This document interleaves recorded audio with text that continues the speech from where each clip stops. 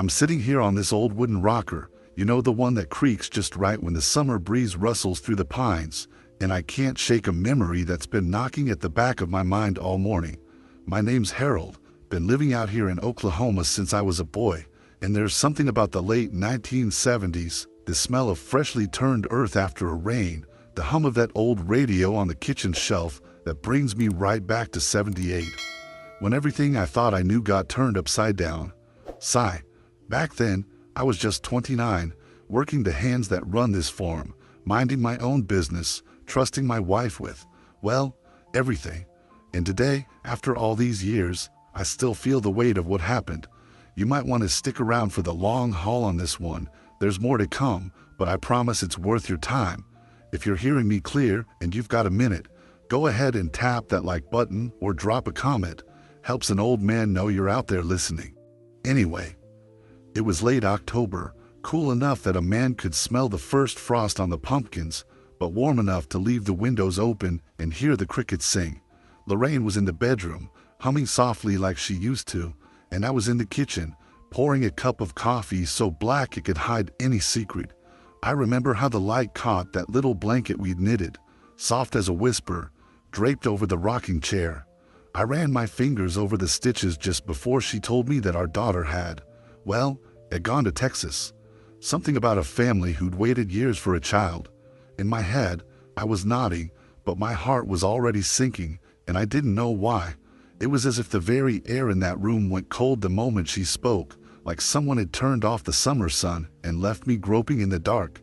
I told myself at the time that I understood that tough times called for tough measures, but the way her eyes darted away when I asked for papers, for proof, that's when I knew I'd been spun a tale so tight around my heart, I couldn't break free. I stood in that doorway, coffee cup in hand, recalling the sparkle in her ring light, the soft ticking of the clock, the way the shadows danced on the wall, and I felt every hope I'd ever had slip through my fingers like water. I didn't cry, not then, but a man can't hold back forever. That night, I sat by that empty cradle until it was just me and the moon, and I whispered to the silence, begging it to tell me what was true. Now, 40+ years later, I still wake up some mornings feeling that same hollow ache. I can close my eyes and see her tiny handprint, feel that blanket against my cheek. I keep that old rocker on the porch, that blanket folded just so, because I figure if I leave them untouched, maybe her spirit will know I'm still here, waiting. And folks ask me why I didn't move on, why I didn't sell the farm, find a new life. But they don't know how stubborn hope can be. It's a quiet kind of stubborn, like a wildflower pushing through a crack in the sidewalk, persistent in the face of everything telling it to give up. So here I am, telling you this not just to unburden my soul, but because this story hasn't left me alone in all these years. Every time the wind chimes tinkle at dawn, every time I smell that first frost, I'm taken back to '78 and that moment in the kitchen. That's why this is still in my heart, because a man can lose 1,000 things in his life, but he never stops looking for what was taken from him. And maybe, just maybe, by sharing these memories, I'll find a piece I've been chasing. Or maybe you'll see a piece of your own story in mine. Either way, I thank you for listening, friend. I remember growing up in that little town near the Cimarron River, where the cottonwoods lined the dusty main street and every porch had a swing that creaked just like this one. It was the early 1960s, and I was just a lanky kid with scuffed knees and a thirst for every story the old folks would tell. Mama always said I had my granddaddy's eyes, sharp and curious, though I preferred to think I inherited his stubborn streak. Back then, life moved to the rhythm of the seasons, spring planting, summer storms, autumn harvest, and winter tales by the wood stove. Sunday suppers at Grandma's felt like a town meeting, with cousins squabbling over who got the last slice of molasses pie and neighbors dropping by to share news of a new calf or the church bake sale. I believed, as a boy should, that kindness was the fiercest kind of strength, that a gentle word could mend a quarrel and a warm handshake could forge a friendship to last a lifetime. My world was small but rich. We fished in the creek before dawn, baiting hooks with tiny pieces of dough. We raced our bicycles down gravel roads, halting only when the church bell tolled. We gathered pecans in the cool shade, stuffing our pockets until they bulged. I was the second of 4 children, which meant hand-me-down clothes and a front-row seat to every sibling squabble, but it also meant that I learned early how to share and how to stand my ground when it mattered. By day, I'd help Dad mend fence posts or repair an old Chevy for Mr. Thompson down the road. By night, I dreamed of far-off places, sketching maps in the margins of my school books and imagining what lay beyond the rolling hills. I hoped to be a teacher someday, to fill young minds with wonder the way my own mind was filled each afternoon by Ms. Fletcher's gentle lessons on history and poetry. I believed then that people always came back, that friends would return after summer camp, that loves would return after a war, and that lost things might one day be found again. I had no inkling of the hardtache waiting just beyond the next decade, nor could I foresee how a single choice by someone I loved would change my life forever. But in those days, the wind through the wheat fields carried promise, and every dawn felt like a page waiting to be written. I laughed more than I cried and trusted without thinking twice, because why wouldn't the world be good to a boy who treated it kindly? Even now, when I close my eyes, I can still taste the sweet cornbread at Mama's table, feel the warmth of my father's work-worn hand on my shoulder, and hear the distant call of the train whistle that meant someone was coming home. In that time, I believed that home was more than a place. It was the people who held you up, the traditions that bound you, the small kindnesses that build a life worth living. And though life has taught me that not every promise is kept, not every kindness returned, and not every chapter ends as we hope, I carry that childhood belief with me still, that love and hope can plant seeds resilient enough to grow through the hardest soil, and that, sometimes, the gentlest faith is the truest compass a man can have. I can still recall the day I first crossed paths with the person who would change everything, though it seems like a lifetime ago. It was a late spring afternoon in 1972, the kind where the sun warms the skin but there's a playful breeze that teases the leaves on the oak trees lining our little dirt road. I'd just finished patching up old Mr. Thompson's '56 Chevy in his barn, the smell of motor oil lingering on my hands and overalls, when I heard the soft melody of someone humming a tune I didn't recognize. I looked up, and there she was, Lorraine, standing in the doorway, her arms wrapped around a stack of library books. Her auburn hair caught the light just so, and for a moment I felt my heart skip a beat, though I hardly knew what that meant back then. I watched as she shuffled into the barn, her boots kicking up a little dust, and offered me a shy smile that made me forget how to breathe. I remember thinking, what in the world is this feeling? As if my chest was suddenly too small for my heart. Lorraine was the new school teacher's assistant, come to help with summer reading programs down at the one-room schoolhouse. Folks said she had an easy laugh and a patient soul, and I believed every word the moment I saw her gentle way with the stray barn cat that slunk beside her boots. She introduced herself, her voice like warm honey on a cold morning, and asked if I could spare a few minutes to help carry those heavy books into town. I nodded, fumbling with the rag in my back pocket, and that small kindness, letting her lean on my strong arms, felt like the start of every story I'd ever dreamed of. As we walked together, I learned she loved poetry and long walks under the moon, that she'd grown up in a ranch not too far away but had come here seeking a quieter life. I told her about my dreams of teaching someday, how I believed that kindness could change the world, and she listened like every word I spoke was a treasure. The barn doors were open wide, letting in the scent of freshly cut hay, and all around us, spring was doing what spring does best, promising new beginnings. My brother Jim would tease me later, say I was smitten, but I didn't mind. I felt more alive than I ever had, as if someone had flung open a window in my soul and let fresh air pour in. That day, I didn't know it yet, but meeting Lorraine would set in motion the most beautiful and the most heartbreaking chapter of my life. I didn't yet realize that behind her soft smile lay secrets I could never imagine, nor did I foresee how the trust one placed in her would be tested in ways I couldn't bear. All I knew in that moment was the quickening of my pulse, the warmth in my chest every time our eyes met, and the certainty that nothing in my life would ever be the same again. It was the trigger, the single spark that ignited a flame I would carry for decades, shaping every hope I dared to hold and every shadow I could never quite escape. And standing there in that barn, under the gentle swirl of dust motes in the golden light, I felt destiny tap me on the shoulder and whisper, "Here begins your story."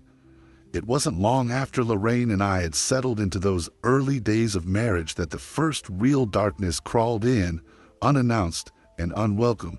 I remember the morning I woke to the sound of her coughing, soft but persistent, and the way the light through the kitchen window seemed dimmer that day. We'd been expecting our first child, and for a while, everything felt full of promise. Tiny socks laid out on the dresser, that soft blanket folded by the rocking chair, the laughter we shared as we talked about all we'd teach her. But then Lorraine fell ill, and suddenly the world we'd built on simple routines, breakfast on the back porch, Sunday service at the little white church, evenings spent listening to the radio, felt fragile, as if any strong wind might blow it away. The town doctor came and went, his brow furrowed, his words quiet. I'd hold Lorraine's hand through the long nights, my own heart pounding with fear I couldn't name out loud. Neighbors stopped by with hot dishes and polite smiles, but they didn't know what was happening behind our closed door, and I couldn't bear to let them in. I was angry at the unfairness of it all, angry at myself for not being able to fix what was breaking inside her, angry at the world for letting a simple country couple like us face a storm we didn't understand. In those hours, I felt my faith waver. I'd grown up believing that kindness and hard work could see a man through anything, and yet here I was, helpless, watching my wife grow weaker by the day. When the doctor finally told us that they weren't sure our baby would survive, something in me snapped. I retreated into silence, walking the fields alone at dawn, the tall corn whispering in my ears, but offering no comfort. Inside, a war raged between fear. I was terrified of losing her, and shame, because a husband, a man, was supposed to protect his family. I couldn't shake the guilt that I'd failed. Lorraine's mother came for a visit then, stern-faced and quiet, as though she blamed me for every falter in her daughter's health. She brought casseroles and prayers, but her presence only deepened the sense that all eyes in town were watching, waiting for tragedy to strike. I felt judged, like a novice on trial, unworthy of the love I so desperately wanted to save. Yet in the hardest hours, a few friends did reach out. My mechanic buddy Dave brought coffee and let me swear at a stubborn engine part, giving me a distraction, however small.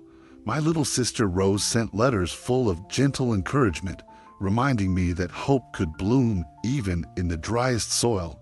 Those small acts of kindness were like lifelines, pulling me back from the brink whenever my despair threatened to drown me. But the tension between what I felt I should do, be the strong, unflappable man everyone expected, and what I actually felt, trembling with helplessness, grew sharper each day. I started to question whether I could keep holding on to the pieces of the life I dreamt of with Lorraine. When the baby finally came, they told me she was stillborn. They said the cause was complications they couldn't prevent, that Lorraine was too weak, too fragile. I remember kneeling beside that empty cradle, hands shaking, voice cracking as I begged the silence to tell me I'd done enough. No words of comfort seemed real. No prayer could fill the cavernous ache in my chest. And in that moment, I realized my world had changed irrevocably. The external expectations, the nods of sympathy from neighbors, the whispered condolences, felt hollow against the raw grief inside me. The internal conflict, should I bury my pain and stand by Lorraine, or collapse under its weight and risk losing her too, became the crossroads at which my life would pivot. I chose to stay, to hold her hand through every painful whisper of memory and regret, but I knew then that nothing would ever be simple again. The first crack had formed, and from that fracture, doubts, fears, and a fierce determination to uncover the truth about what happened to our child began to grow, twisting through my heart like roots seeking the light. I remember the moment time stood still, as if the world itself had stopped just to watch me break.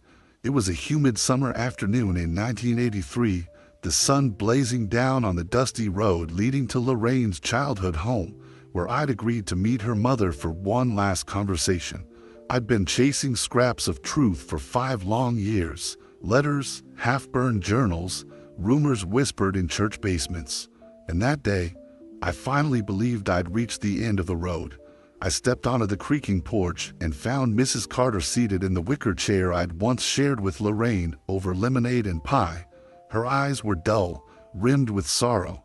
Her hands trembled around a folded envelope. "Harold," she said, voice barely above a whisper, "I never wanted you to find out this way." I stood frozen, the gravel crunching under my boots like a heartbeat slowing to a crawl.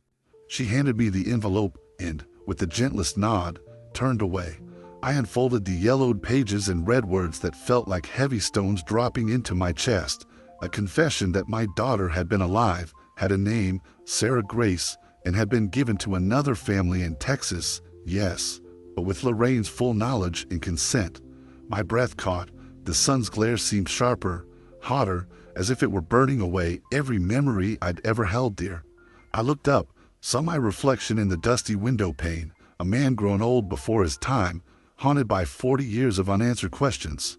My hand shook so badly I nearly dropped the letter, and the world tilted, sending me sprawling against the railing. I could taste the metallic tang of blood in my mouth from where my lip had split, but I barely felt it. A scream rose in my throat, rage, grief, betrayal, all wrapped into one raw, aching sound. But it caught halfway and died, because anger alone couldn't carry the weight of what I'd lost. I realized then that I had lost more than a child. I had lost years of my life, countless sunrises and sunsets spent believing a lie, trusting a woman I loved more than breath itself. My knees gave way, and I sank to the porch floor.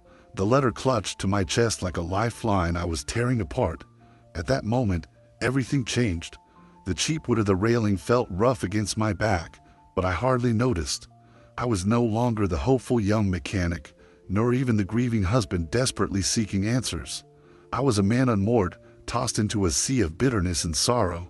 Yet within that abyss, something shifted, an ember of resolve flickered to life. If Lorraine could do this, could shatter my heart so completely, then I owed it to myself and to the memory of my daughter to finish what I'd started. I would no longer be the passive victim of someone else's choices. I would claim my own path. I stood slowly, the letter trembling in my hand, and for the first time in nearly a decade, I felt a clarity I'd never known before. I realized that the lie had become a prison, and that to free myself I had to seek the truth at any cost. I tucked the confession into my coat pocket, wiped blood and sweat from my brow, and walked away from that porch without a backward glance. My world had shattered into irreparable pieces, but from those jagged fragments I would build a new purpose. The child I'd never held in my arms would have a father who refused to let her memory fade, who would carry her name on his lips until the day he drew his last breath. And though Lorraine's betrayal had cut the deepest wound I would ever know, it could not extinguish the fierce, stubborn love that had first set me on this journey so many years before.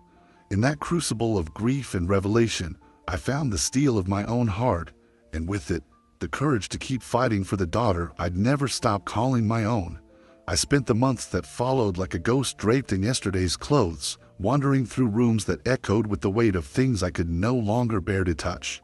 After the confession on that sweltering porch, I hardly recognized the man staring back at me in the mirror, a face etched deep with lines of sorrow, eyes hollowed by the relentless ache of a love betrayed. The farmhouse felt colder somehow, the walls remembered laughter I could not summon, and the floorboards creaked beneath my boots with an accusing groan each time I made my way to the nursery, still furnished with that little blanket folded neatly on the rocking chair. I'd stare at it for hours, running my fingers over the stitches, as if I could will back the moments that had slipped through my grasp. My faith in people had fractured. I no longer believed that the simplest kindness could heal every wound, for I'd seen the cruelty that lay hidden behind the softest smiles. Even the seasons seemed indifferent.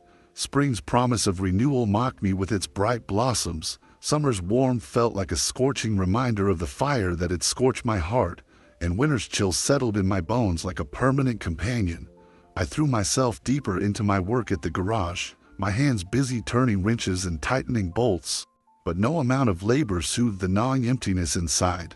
I stopped asking after the neighbors' news, stopped attending Sunday service, and the hymns on the radio sounded to me like distant echoes of a life I could not reclaim.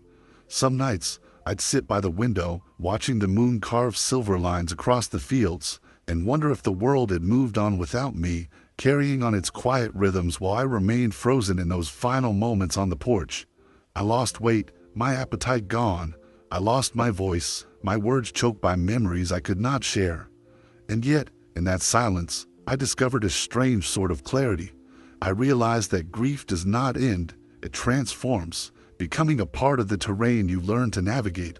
So I learned new routines, long drives in the old pickup, gravel crunching under the tires as I traced the roads that led to Texas, searching, always searching, even though I knew the odds were stacked against me. I began to write letters to the clinic where my daughter had been born, to the nurse who'd arranged the exchange, pouring my anguish onto paper in spidery script. Most of them went unanswered, but each one was a small defiance against forgetting. My faith in myself wobbled. I wondered whether I had the strength to continue, whether hope was a foolish luxury born of naivete. But then I remembered the stubborn wildflower I once likened my heart to, and I refused to let it wither entirely. In the quiet that followed my despair, I found new resolve, a vow to honor the memory of the daughter I'd never held, to keep her name alive in my thoughts and in the soft sighs that escaped me when old radio songs drifted through the night. I stopped hiding from the world, though my smile remained cautious, my laughter rare. I began to greet people again, nodding as I made my rounds, letting simple hellos be the first steps toward rebuilding a trust one thought lost. I took to writing my thoughts in a battered journal, capturing snapshots of longing and small triumphs, a letter delivered, a dusty photograph discovered in an archive, the soft whisper of leaves on a windless afternoon. Each entry reminded me that life, in all its pain and beauty, still had room for meaning. Over time, I felt the ice in my chest soften, leaving behind a tenderness that carried the weight of every heartache and every glimmer of hope. I learned that loss does not erase our stories, it reshapes them, carving new channels for compassion and understanding. And though I will always carry the scars of that summer's betrayal, I found a way to move forward, step by slow step, guided by a belief that even in the deepest silence, love endures, waiting to be found again. I'll never forget the morning the letter arrived, its envelope yellowed by time and stamped with the clinic's old logo, the very place where my daughter had been born all those years ago. I was sitting at the kitchen table, the same one that's seen my coffee cooled more times than I can count, when I unfolded those pages and found a response at last. The nurse who'd arranged the transfer had passed away, but she left behind a file marked Sarah Grace. With a single notation, "May you finally know the truth." My hand shook, not with the overwhelming grief of the past, but with something I hadn't felt in decades, cautious hope. It was like a gentle breeze stirring a wilted flower, nudging it upright and reminding it of what it once was. I tucked the letter into my coat and stepped outside, the autumn air crisp enough to clear the fog in my mind, and I realized there was a path forward I'd thought was lost forever. That very afternoon, I drove into town, not to the garage or the church, but to the public library, where I spent hours poring over microfiche copies of birth records and newspaper clippings. Each discovery, no matter how small, a listed birth announcement, a passing mention in a local column, felt like a brick laid in the foundation of a bridge spanning the decades that had separated me from my daughter. Friends noticed a change in me. All day from the garage asked if I'd finally found the answer to what had haunted me for so long, and I nodded, my voice steady for the first time when I didn't have to pretend I was okay. My sister Rose called with her usual cheer, and when I told her the news, she let out the kind of laugh that bubbles up from relief and joy, and I swear I could hear my own heart thawing from the inside out. That evening, I burned the oatmeal in my haste to get back to my desk, and Lorraine's old record player spun a forgotten melody in the corner, crooning of second chances. I pressed play again and again, letting that song fill the house with possibility instead of silence. The next day, I drove down to the DNA testing center in Oklahoma City, something I'd dismissed years ago as a fanciful notion, and swallowed hard as I handed over my sample. When the results came back confirming a 50% match with a Sophia Carter in Dallas, I felt a thrill I'd thought the years had stolen, a father's pride, a flicker of wonder that a stranger could carry my own blood. But what truly set my heart racing was reading Sophia's note appended to the test results. "I've always wondered, Grandpa Harold, do you ever think of me?" That simple question felt like an invitation, a gentle hand reaching out across space and time, And I knew I had to respond, not with more paperwork or distant inquiries, but with a letter of my own, pinned on paper scented with the sunrise and the memory of dew on the fields. I spent a weekend crafting my reply, writing of the days I spent dreaming of her laughter, of the blanket that still waits folded on my rocking chair, of the long road that led me here. When I finally mailed it, I felt as though I'd unlatched a gate and let hope flood back into my life. In the weeks that followed, I began to volunteer at the community center, tutoring kids who struggled to read, the same way I once tutored my daughter in my mind. Their eager faces, their small victories, reminded me that broken things can be mended, that a second chance isn't a gift from the past, but a promise in the present. And each time a child smiled when they finally understood a word, I felt the empty spaces in my heart begin to fill. That's when I realized this journey isn't just about finding Sarah Grace. It's about reclaiming the belief that love can endure, that even the deepest wounds can spark new life if we're brave enough to tend them. So here I stand today, pencil in hand, reaching across miles with every letter, every phone call, and every shared story, because I finally understand that the second chance I've been given isn't just for me. It's for both of us. I remember the morning I stood on that same porch where I'd first been handed the truth. The sun just beginning to peek over the horizon and paint the fields in a soft, golden light. In my hand, I held the stack of letters I'd written over the years, pleas for answers, confessions of grief, dreams of finding her.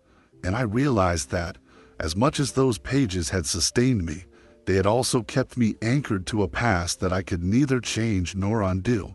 My heart thudded in my chest as I watched the paper tremble in the breeze, and I felt a fierce surge of clarity. I would not let these words become chains around my spirit any longer.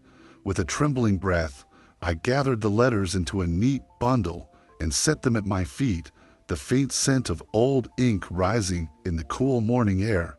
I thought of Lorraine's empty cradle, of the years spent carrying sorrow like a heavy coat, and I knew the only way to honor my daughter's memory was to step forward into a life unburdened by regret.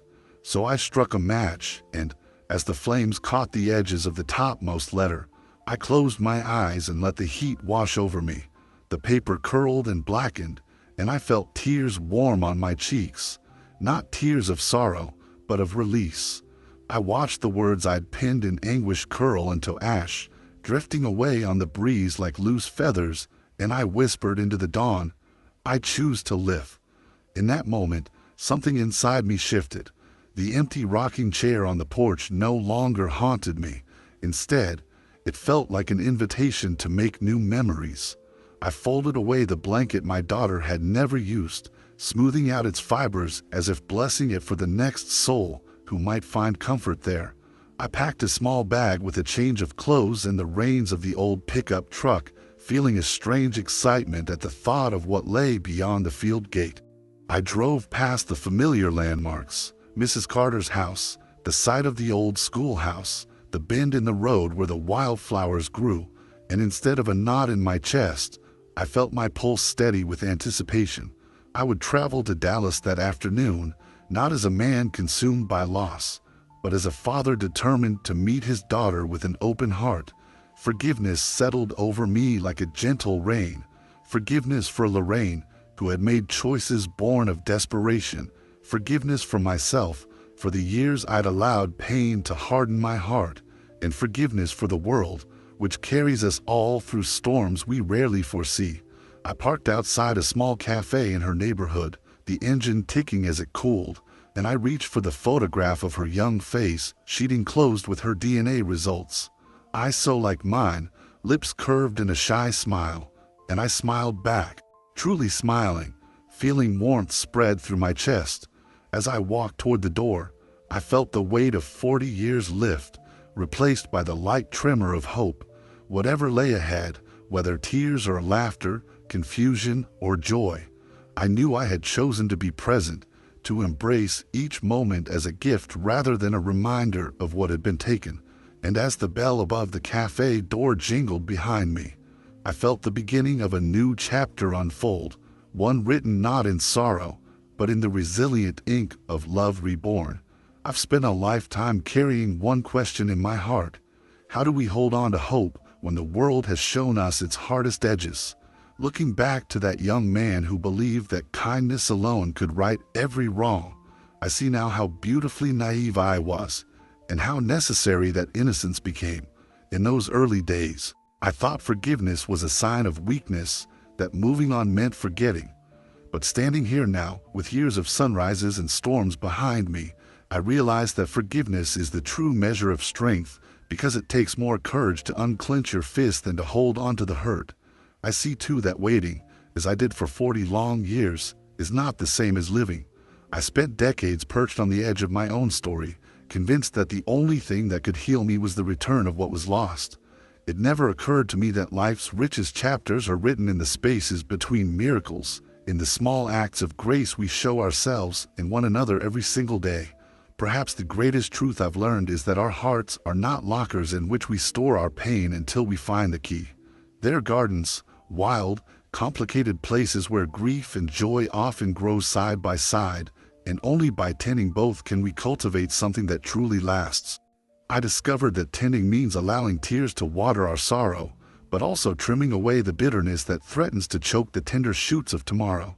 It means recognizing that love may be tested by betrayal, but it is never defined by it. It means understanding that our capacity to heal comes not from erasing the past, but from weaving it into the fabric of who we choose to become. So if there's something I'd offer you, dear listener, it's this. Don't wait for your life to be made whole again by an event, a reunion, or a moment that feels scripted for the movies. Instead, start where you are, write the letters that burden your chest, forgive the person who hurt you most even if you never speak their name again, plant a new seed of purpose by helping a neighbor, teaching a child, or simply sharing your story with someone who needs to know they're not alone. Let your hope be not a distant promise, but a daily practice of love, gratitude, and resilience. And when you find yourself looking back on empty cradles or shattered dreams, remember that the true miracle isn't in reclaiming what was taken, it's in choosing, again and again, to live a life that honors every fracture, every stitch, every breath you're given. Because in the end, the legacy we leave isn't counted in years, but in the courage with which we cultivate our gardens of grace. Perhaps, then, it is time for all of us to stop simply waiting and start living, fully and bravely, in the beautiful, unpredictable present. I want to thank you, dear friend, for staying with me all this way, listening to the creak of my old rocking chair, the whisper of memories I've carried like precious stones in my coat pocket. As the sun dips low and the cicadas begin their evening song, I find myself looking out at these fields, thinking not just of what was, but of what is, of every sunrise I've been granted since that long road began, and every moment yet to come. This story isn't merely a tale of loss and longing in a dusty kitchen back in 1978. It's the living pulse of today, a reminder that our hearts can echo across decades and still find a way to sing. I hope you feel, as I do, the warmth of possibility in the cool breeze, the gentle tug of hope that says even the deepest wounds can become sources of compassion and strength. And now I turn to you. What do you think? Should true love return? Is it bound by time and circumstance? Or does it wander free until it finds its way home? Hold that question close. Let it stir in your thoughts like embers glowing in the dark, because life's greatest stories are the ones that leave us wondering, still. Sometimes, late at night, I close my eyes and swear I can hear her laughter on the wind, see a shape in the distance that reminds me of her small hands, and I dare to believe she still remembers. I sit here, an old man with a lifetime etched into his voice, and I carry that belief forward, not as burden or regret, but as a gentle beacon guiding me through each new day. May this story spark something in your own heart, a whisper of courage to forgive, a flicker of hope to seek reconciliation, or simply the quiet comfort that even when life takes more than it seems to give, there remains within us an unbreakable light. Thank you for listening, and may your own path be paved with grace, resilience, and the quiet certainty that love, in all its forms, is never truly lost.